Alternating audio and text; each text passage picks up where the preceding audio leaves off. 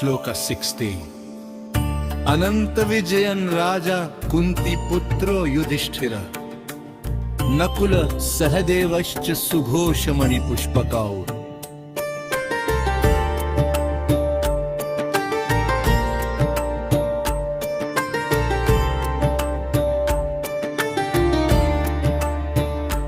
कुंती पुत्र युधिष्ठिर राजा न्याय का ध्वज लहराया, अनंत विजय शंख बजाकर धर्म का शंख गुंजाया।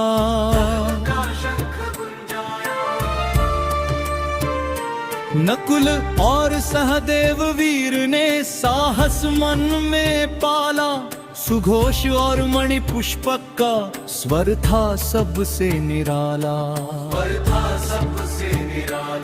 पांडव सेना का वो गर्जन, वीरों का हुंकार, रणभूमि में गूंज उठा था शंखों का सत्कार। शत्रु हृदय में कंपन जागा, देख के ये आभास, विजय श्री का होने वाला अब तो यहाँ प्रकाश। धर्म युद्ध की बेला आई, सत्य खड़ा है द्वार, शंखों की उस गूंज से हुआ युद्ध का नया विचार।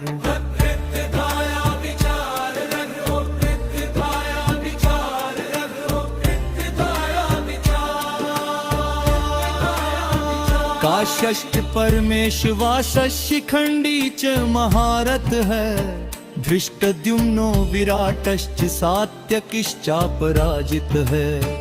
द्रुपदो द्रौपदेयाश्च सर्वश पृथिवीपते, सौभद्रश्च महाबाहु शंखान् दध्नु पृथक् पृथक्। काशीराज धनुर्धर भारी शिखंडी योद्धा महान, धृष्टुम्न और विराट वीर सात्यकी का था सम्मान। द्रुपद और द्रौपदी के सुत रण के वीर बांकुरे, अभिमन्यु महाबाहु बलशाली जिनके साहस पूरे।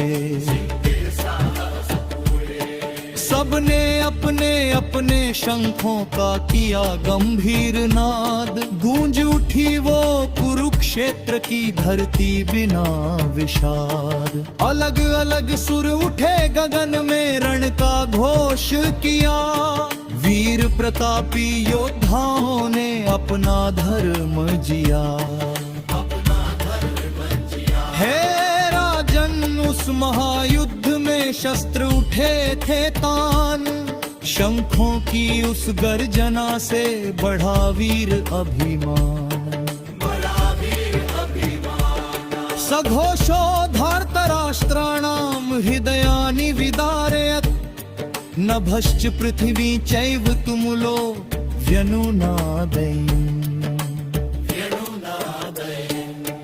वो भयानक शंखों का स्वर गूंज उठा जब गगन में, धृतराष्ट्र के पुत्रों के तो भय जागा फिर मन में। पृथ्वी और आकाश का कोना कांप उठा उस शोर से, हृदय विदीर्ण हुए शत्रुओं के पांडव के जोर से। रणभेरी और शंखनाद ने ऐसा कहर ढाया, कौरव दल के वीरों का तो साहस डगमगाया।